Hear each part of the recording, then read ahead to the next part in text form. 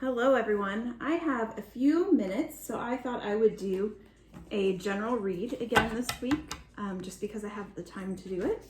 I do have my little 6-month-old helper in my pouch here, so you may hear some baby babble, but we were gonna just do a quick read, hopefully not more than about 10 or 15 minutes, so we'll get right into it. I'm going to start by drawing 3 cards. Since this is a general read, I don't know who's going to watch this, but I'm going to assume whoever watches this has a message in this reading. So I'm going to ask Spirit to guide the messages for whomever may watch this reading to hear what they need to hear today. First out, we have the Hermit, and we have the 7 of Autumn. We're going to get one more.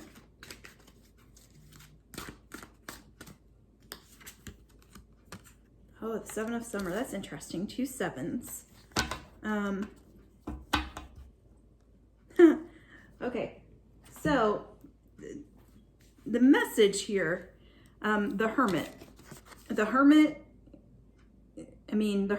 Hermit is somebody who, I want to say is hermiting, but is, maybe kind of hiding out, sticking around at home, not really putting feelers out there, not really talking much to people. I know, here we are at the end of like a year already of quarantines and isolations and things like that. So a lot of us could be feeling like we've been hermiting for a long time. Many of us are starting to come out of that or wanting to come out of that and starting to do some things that resemble pre-COVID-19 type things. And I feel like this is just kind of where a lot of people have been.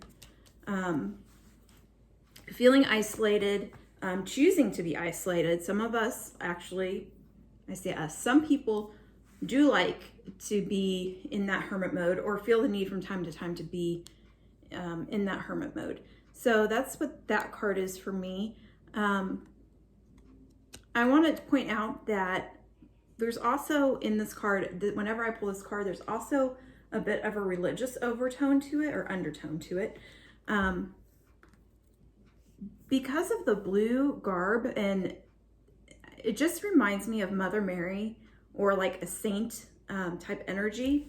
And then there's also Star David. So that again kind of goes back, I feel, to having some of that religious undertone to it. And just because we're hermiting though, doesn't mean that we are not connected to the light. Okay. The 7 of Summer, this I feel like is a young energy. If you look at the fairy, he looks kind of young. And, I feel like there's some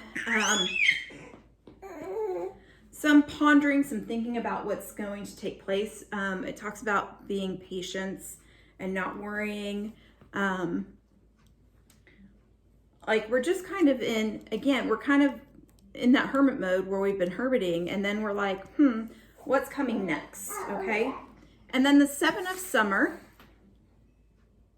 is very, focused. I feel like this energy is very focused. He's got like this laser rainbow focused attention. It talks about not procrastinating anymore. So where this one is kind of about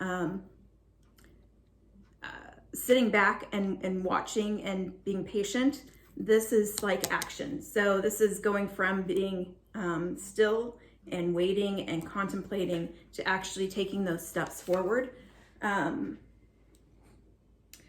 It also talks a little bit about not overanalyzing things and just taking steps and using your intuition. I feel like in this card, he's got a bag on him, and I feel like that represents the tools that you have. You've got a bag full of tools to handle this situation, and that just making a decision at least gives you the next steps. When you sit in this worry or you sit in this contemplation for too long, it becomes overanalyzing, and it keeps you from making a decision. And that decision is inaction and does not allow you to start taking steps forward. So this card is asking you to make that decision and to start taking steps towards that direction. We're going to pull one message from the Spirit Messages deck.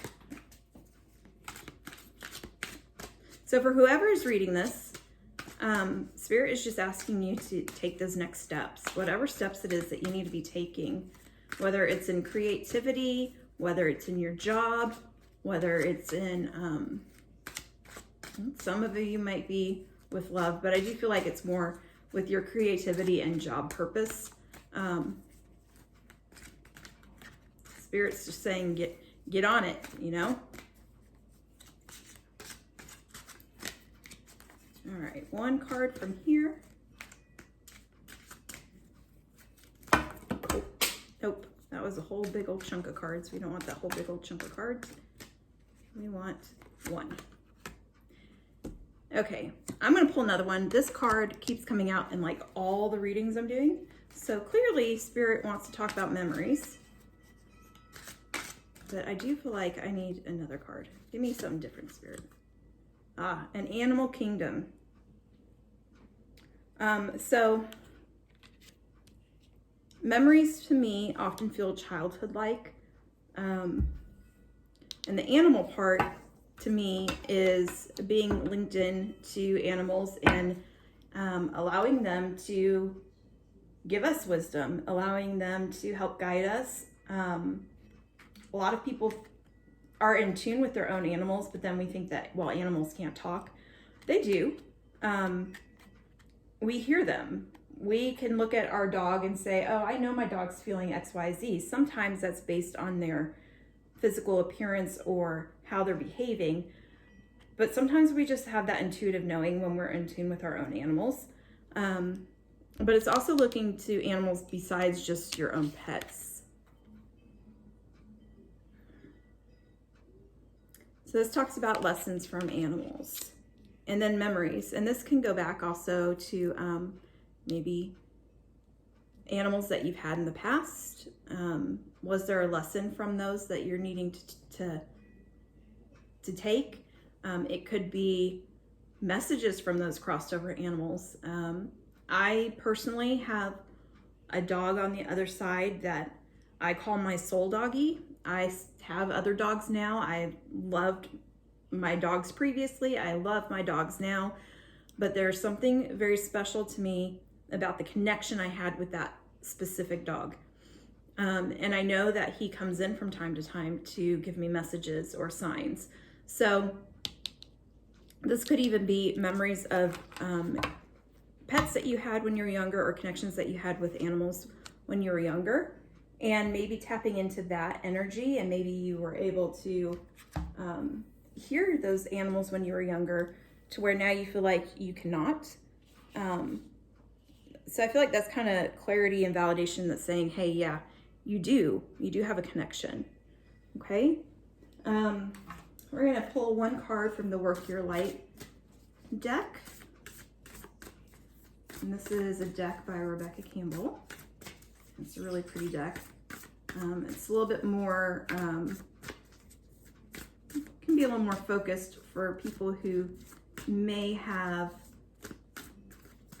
work to do in the spiritual or metaphysics realm, but it can also have messages for those who do not and choose not to do so.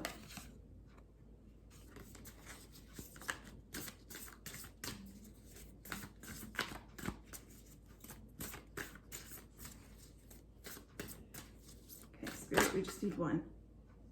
Okay, that one flipped over. The Great Gathering. It's all coming together, intuitive hits, and soul tribe. So this, to me, we're moving out of this hermit phase. We're still kind of worrying about things. We need to take the action. And when we take this action, we have the Great Gathering. We are calling in our soul tribe, and all of our plans and what's to come kind of comes together for us, okay? I'm going to pick a card from the Crystal Spirit Oracle deck. I like to do this because there are just so many wonderful energies out there within the crystal realm as well, each having its own frequency and vibration, and can be used to help harness that energy. So I'm just looking to see what energy would be good for us this week. I butcher this one. I'm not gonna even say it because I'm gonna butcher it. Blue.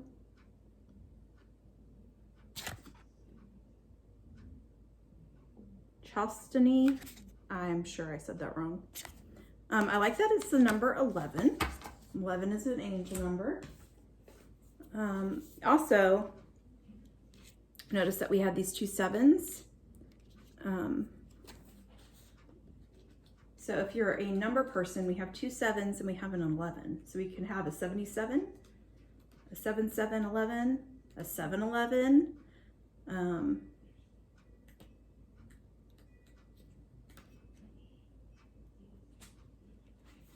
This is slow down, easy does it, restore balance and serenity.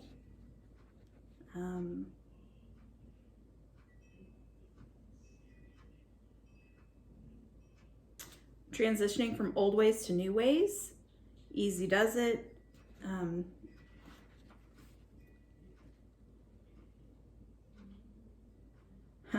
You've been doing a lot to change old patterns, so this is about changing old patterns as well. So that's a good message, because I know we often travel through life with patterns that we wish we didn't have, and lots of times we don't even know that we have them.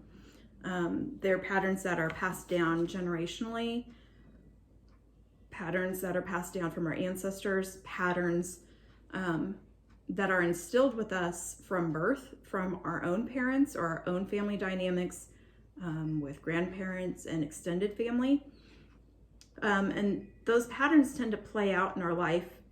You know, if it's a pattern that we saw maybe our parents or our grandparents had, we often carry those patterns unknowingly into our own marriages, or if our parents had a certain dynamic with us, we carry those dynamics into our pattern and dynamics with our own children. So it's kind of like a big wake-up call for us when we see that there's a pattern there that we didn't realize was there. And then it becomes a, where did it come from? And how do I change that pattern? I feel like that's really a big message here on this, is changing those patterns. And even if we don't know where that dynamic came from, even if sometimes the dynamic we find ourselves, or the pattern we find ourselves in, isn't our own pattern. It's something that maybe from a spouse or another parent, or, you know, even a friend. It's their pattern that we somehow end up in, and creating the same type of pattern with them, or allow the same type of pattern to continue. So, sorry, that's a lot about patterns. But once we are aware of patterns, we can take steps to change those patterns, okay? One more card, and this is the Divine Feminine card. And this again is just an energy that we can work with. Now, of course, I'm getting ones that I can't pronounce today. I'm sorry, my dog is barking.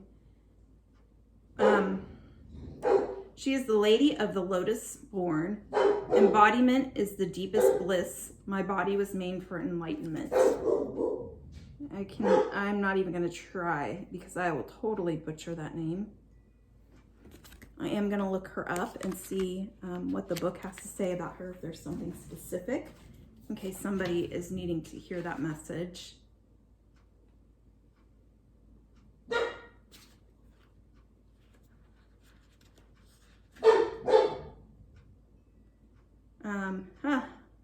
She represents a deep wisdom that has been much misunderstood. She is the ultimate spiritual wisdom that the human body is all that is needed for enlightenment. And here you hear a toilet flush because my child just went to the bathroom. Real life, people. So, what I was reading, she is the ultimate spiritual wisdom that the human body is all that is needed for enlightenment. She was born a princess in Tibet in 777. How's that for numbers? 77777.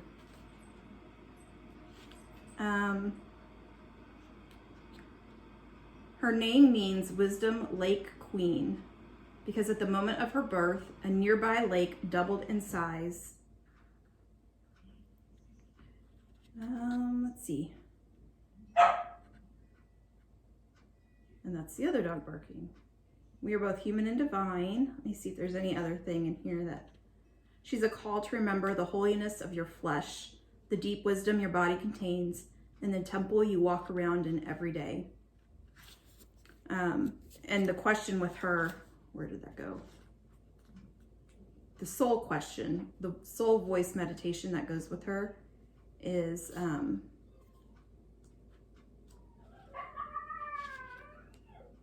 what helps me remember that my body is sacred. Okay? So this is truly about like living in the flesh and the wisdom that our bodies contain. I think that, no, I have one more. I'm gonna pull one more.